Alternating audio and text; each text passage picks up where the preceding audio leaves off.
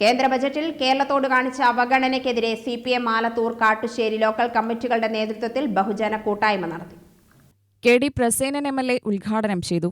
ലോകത്തിലെ ഏറ്റവും വലിയ തുറമുഖമായി മാറാൻ സാധ്യതയുള്ള ഏറ്റവും തന്ത്രപ്രധാനമായ ഇന്ത്യയുടെ സമ്പദ് വ്യവസ്ഥയിൽ കുതിച്ചുചാട്ടത്തിന് കാരണമായി മാറാൻ പോകുന്ന വിഴിഞ്ഞം തുറമുഖം ഈ കേരളം സാധ്യമാക്കി 10,000 കോടി രൂപ മലയാളികളുടെ നികുതി പണത്തിൽ നിന്നെടുത്ത് ഈ സംസ്ഥാന ഗവൺമെന്റ് ചെലവഴിച്ചുകൊണ്ട് രാജ്യത്തിന് സമ്പത്ത് ഉണ്ടാക്കിയെടുക്കാനുള്ള പരിശ്രമത്തിൽ ഏർപ്പെട്ട സന്ദർഭത്തിൽ 5,000 കോടി രൂപ അതിന്റെ വികസനത്തിന് വേണ്ടി കൈനീട്ടി നിന്നപ്പോ 5 പൈസ തരാതിരുന്നവൻ അവർ ചന്ദ്രബാബു നായിഡുടെ ആഫീസ് വെട്ടാൻ 15,000 കോടി രൂപയാണ് കൊടുത്തത്. ബീഹാറിലെ നിതീഷ് കുമാറിന്റെ ഗ്രാമങ്ങളിലേക്ക് MLA-മാർക്ക് റോഡ് വെട്ടാൻ 39,000 കോടി രൂപയാണ് കൊടുത്തത്. ലോകത്തിലെ തുറമുഖത്തിന് തരാൻ അവർ പണമില്ല. ഈ നാട്ടിലെ മറ്റു ചില വികസന പ്രവർത്തനങ്ങളുമായി ബന്ധപ്പെട്ടും ഇതേ സമീപനമാണ് അവർ എടുത്തുകൊണ്ടിരിക്കുന്നത്.